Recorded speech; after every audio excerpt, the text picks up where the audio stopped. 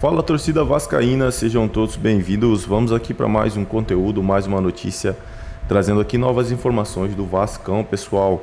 Vamos com comentários do programa SBT Esportes Rio, com Pedrosa aí trazendo as últimas do Vasco. Torcedor vascaíno, se não é inscrito, se inscreva no canal, deixe seu like, seu comentário, que isso ajuda muito no engajamento do vídeo, ajuda muito no crescimento do canal aqui dentro da plataforma Vasco, que foi eliminado, né, pessoal, aí no Campeonato Carioca. Agora se prepara para o Brasileirão, né, para a estreia no Brasileirão, e precisa de reforços, né, pessoal. O Vasco que tem um meio de campo ali que é meio fragilizado, né? Então tá atrás do Marlon Freitas. Teve a especulação do Raul, do Bragantino, que já teve passagem pelo Vasco. Mas agora, pessoal, bora aqui para as informações do Vascão. Muito tempo ainda de treino pela frente. Sabe qual é o adversário? Vou mostrar aí para vocês agora. O planejamento do Vasco em preparação para a disputa do Campeonato Brasileiro já começou. O Cruz Maltino fará um jogo-treino contra o Olaria nesta sexta para manter o ritmo de jogo no período sem jogos. O técnico Ramon Dias também terá tempo livre para testar novas peças na equipe titular após a queda de rendimento nas últimas partidas. Na próxima semana, o Cruz Maltino deve ter uma sequência de treinos em período integral para melhorar o entrosamento e a parte física do elenco. Uma pré-temporada para ajustar o time de olho nas principais competições do ano. O Vasco só volta a campo na segunda semana de abril e sua estreia no Campeonato Brasileiro contra o Grêmio.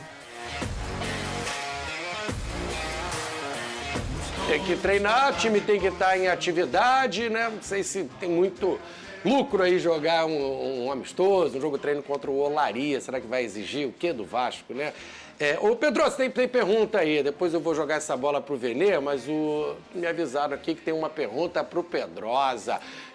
Careca, ih, rapaz, cheio de graça pro teu lado, hein? Careca, como é que tá o clima no Vasco? Medel, é o Medel, o xerife perguntando pra você. Tá, vamos lá. Em relação à eliminação do Nova Iguaçu, os jogadores, a comissão técnica sentiram muito, tá? Porque eles de fato não acreditavam que eles não conseguiriam chegar a essa final. Então a representação na segunda, na terça-feira foi uma representação muito sentida, mas ao mesmo tempo o que eu pude conversar com pessoas ligadas à comissão técnica é de que eles vão tentar usar essa dor, vão tentar usar esse tipo de queda para poder dar uma chacoalhada, para poder eles acordarem, porque, e aí já é uma opinião minha, eu entendo que o Vasco jogou sob pressão em 2023, naquela pressão de não pode perder, não pode perder, não pode perder, todo jogo era uma final, todo jogo era o jogo da vida, por tudo que tinha acontecido no Campeonato Brasileiro. Então talvez essa pressão, ela tenha, em 2024, entrado como algo assim, agora dá pra relaxar. Mas não dá pra relaxar, tá muito claro que não dá pra relaxar. Então o Vasco não joga bola decentemente desde a partida contra o Água Santa, e mesmo dentro daquela partida, deu a relaxada. Achou que ia ganhar a qualquer momento do Nova Iguaçu. Houve um pouco de soberba do Vasco da Gama nesse sentido, na minha visão. Entende? Então essa chacoalhada ela tem que acontecer, porque o Campeonato Brasileiro não é o Carioca. Não é de forma alguma. Ainda tem uma Copa do Brasil que é uma competição completamente traiçoeira. E o Vasco pôde ver isso. O Cruzeiro, por exemplo, foi eliminado.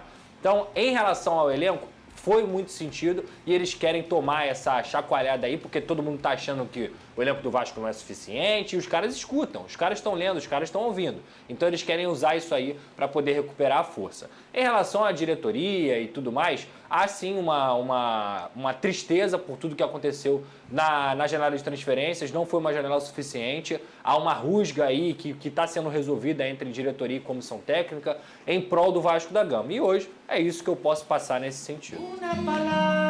Ô, Venê. Ela o cara tá no voltando. teu...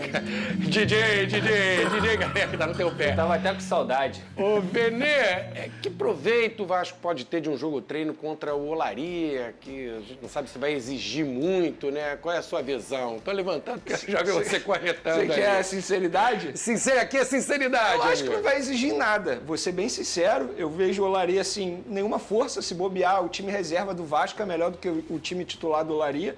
Não acredito que vá, enfim, beneficiar em muito a preparação do Vasco.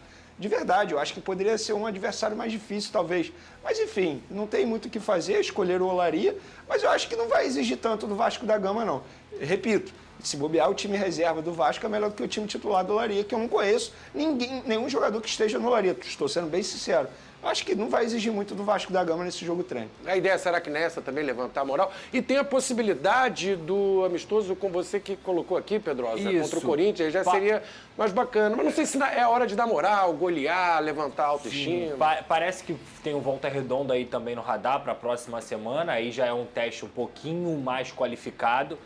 Principalmente porque a gente sabe que o Volta Redonda é uma equipe que sempre dá um pouco de trabalho aqui. E aí tinha essa conversa com o Corinthians, eles estavam tentando adequar a data, mas parece que o Corinthians não vai conseguir vir ao Rio de Janeiro, porque o Vasco, nesse momento, não quer sair do Rio de Janeiro.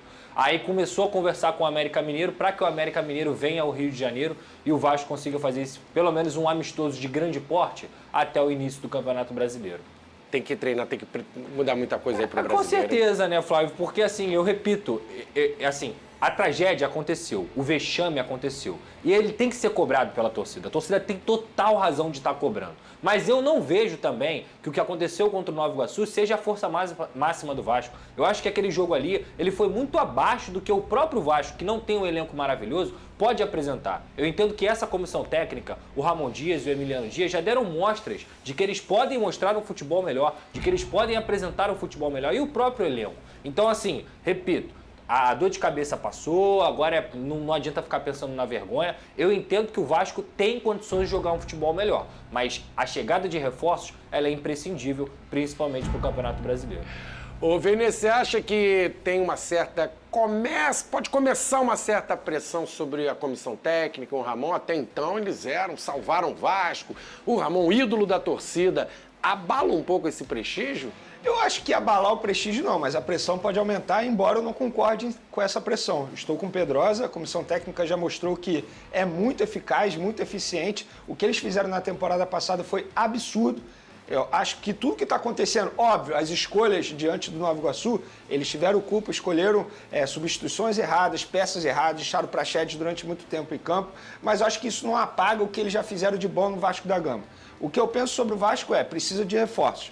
Independentemente se pode evoluir, se pode melhorar, se pode apresentar mais do que apresentou contra o Nova Iguaçu, e até acho que pode apresentar mais, porque eles já apresentaram, mas pensando no futebol brasileiro, pensando no Campeonato Brasileiro, precisa de reforços. Eu não vejo um Vasco super reforçado pensando na parte de cima do Campeonato Brasileiro. Hoje, se o Campeonato Brasileiro começasse hoje, eu vejo o Vasco da Gama brigando no meio de tabela. Então acho que precisa reforçar. Ou você utilizar melhor o dinheiro na hora de reforçar. Porque o Vasco investiu 120 milhões e mesmo assim não conseguiu fazer um timaço. É o quarto time que mais investiu até o momento, perdendo Flamengo, Botafogo e Corinthians.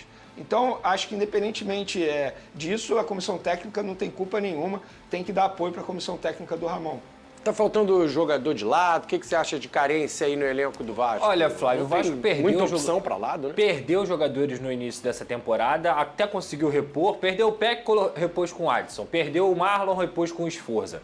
Mas as lacunas do ano passado, elas continuaram esse ano. Porque você não adicionou, você só repôs. Então, assim, obviamente o Vasco precisa de um ponto esquerda, não tem ponto esquerda. Um primeiro volante, não tem primeiro volante. E...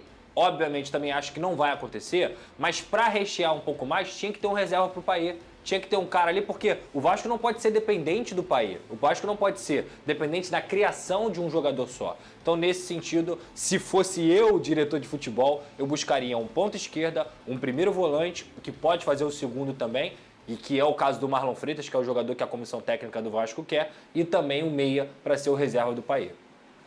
Precisa alguém revezar ali com o francês, a temporada longa, ele também não vai ter gás para estar todos os jogos atuando 2 vezes por semana, sempre bem, né? Lado direito tem Adson e o Rossi, e no lado esquerdo realmente está carente ali de um cara rapidinho para fazer aquele vai e vem. Vamos lá, o que a gente vai agora de Arrascaeta, é isso, Paqueta? É isso aí, torcida vascaína. As últimas informações do Vasco aí. Vasco que está atrás de uma contratação de um volante, né? Como a gente pode ver aqui, ó, o Vasco descarta a contratação de Marlon Freitas do Botafogo. Cara, a situação do Marlon é diferente porque, assim, o Textor gosta do futebol do Marlon, né, cara? Então, certeza que ele iria querer segurar o Marlon Freitas, né? Ele não ia querer perder o Marlon para um rival. Então, Marlon Freitas descartado aí, né? Como diz na notícia. Agora o Vasco não pode desistir de contratar jogadores. Tem que ir atrás de jogadores, porque assim, o Campeonato Brasileiro é diferente, o Campeonato Brasileiro é difícil e pontos do começo do campeonato pesam muito. Então o Vasco tem que começar bem esse campeonato, né, para no final lá não pesar a questão de pontos, né, não ficar precisando nas últimas rodadas igual foi na temporada passada. Esse ano aqui o Vasco tem um time melhor do que da temporada passada, então o negócio é se reforçar mais, trazer aí pelo menos um jogador de meio de campo, um jogador que possa ajudar o Payet na criação, né, um jogador ali para a zaga, que a zaga do Vasco está muito frágil. A gente pôde ver isso jogando contra o Nova Iguaçu. E o Nova Iguaçu, pessoal, não é nível brasileiro, tanto é que pegou o Internacional ali e perdeu. Então o Vasco tem que se reforçar. O Matos ali tem que pressionar 777 e ir atrás de reforços.